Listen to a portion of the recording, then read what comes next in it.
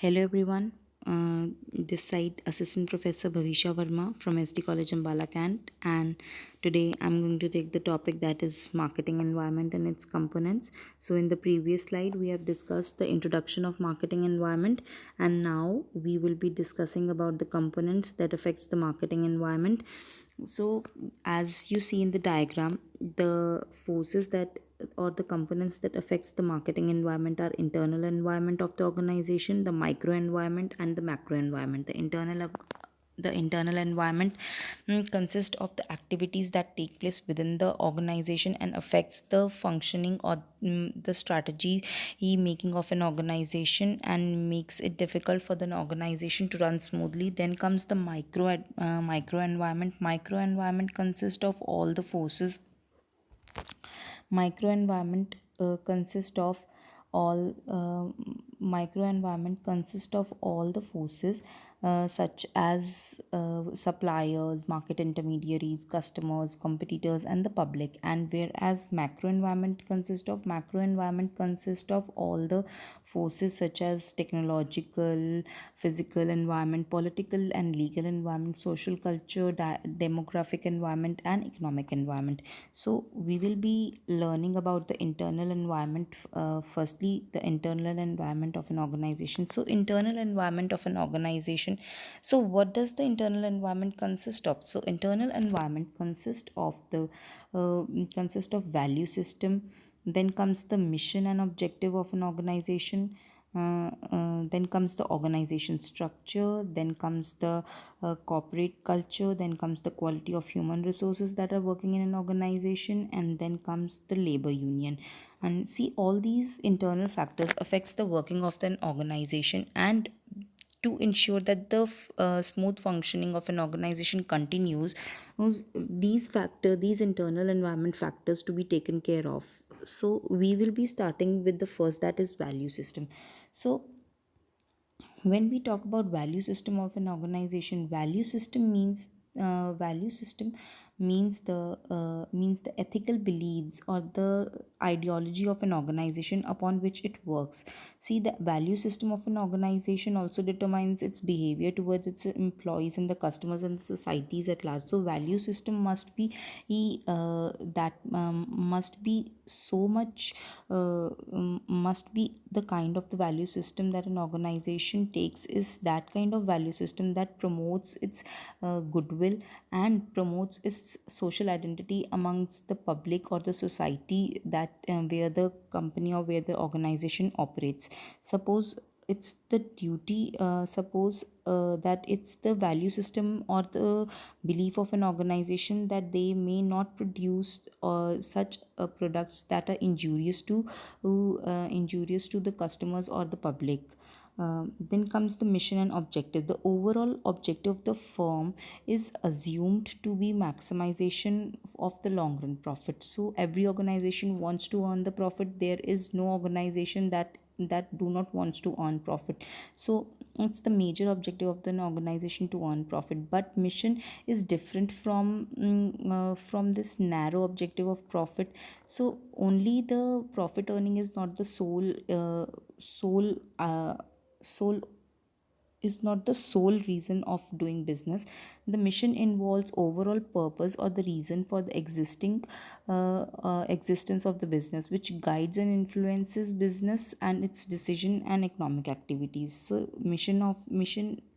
So objective of an organization is to earn profit, but mission covers the overall purpose of doing the business that influences business decisions and the economic activities. So organization structure. So when we talk about organization structure, the organization structure requires the owners to consider careful setup of a system to work smoothly within the company. See, organization structure, if organization structure is flexible, it will be easy for the organization to work freely and for the employees to work freely. So if there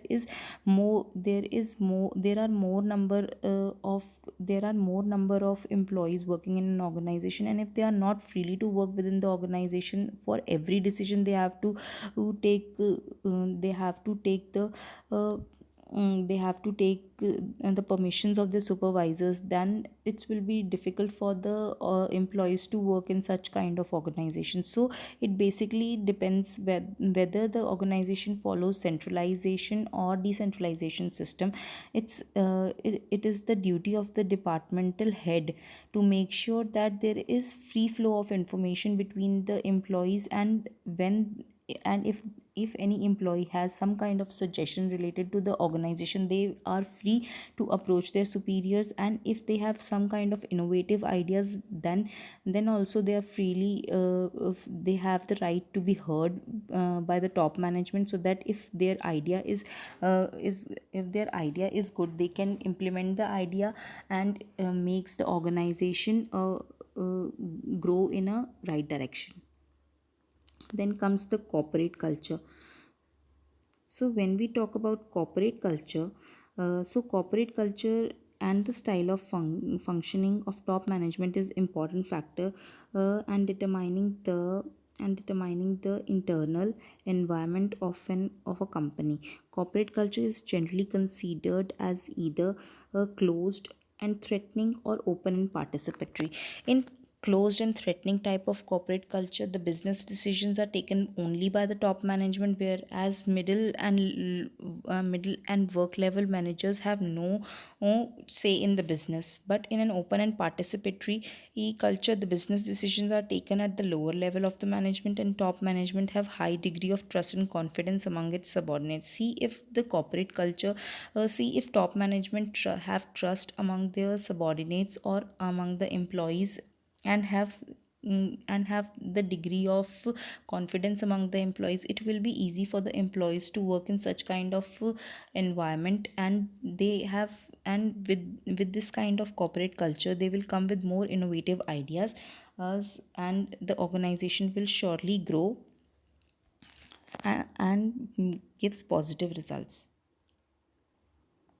So, next is quality of human resources. In modern companies, the quality of human resources considered as an asset for the organization. And if there is and if there are the quality of people working in an organization are focusing on how the organization can be made to reach the greater heights, then it's the good luck of the organization to have such kind of human resources can be a company's great treasure. Like I said, in general, employees can be either the strength or can be the weaknesses of an organization, depending upon the level of practical skills they have, the attitude of the workers, and the performance they do.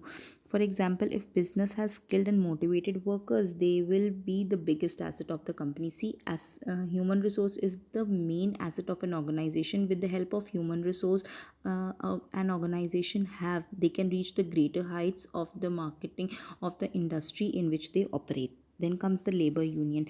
See, labor union is another factor that determines the internal environment of a firm. Union collectively bargains with the top management regarding their wages and the kinds of working conditions. So if the laborers are provided with a good kind of working conditions, they are being rewarded for the overtimes they do, or they are given the security of the job, they will always perform for the betterment of the organization, and will always work according to the strategy of a marketer for increasing the profits of the organization. So it's only depend upon the labor it depends upon both the top level management, as in how they deal the labor union. And it's also the duty of the labor union and to tell the top level management what the problems they are facing, so that they can tackle them and give them the best they have. So smooth working of the business organization requires that there should be good relationship between both management and the labor union.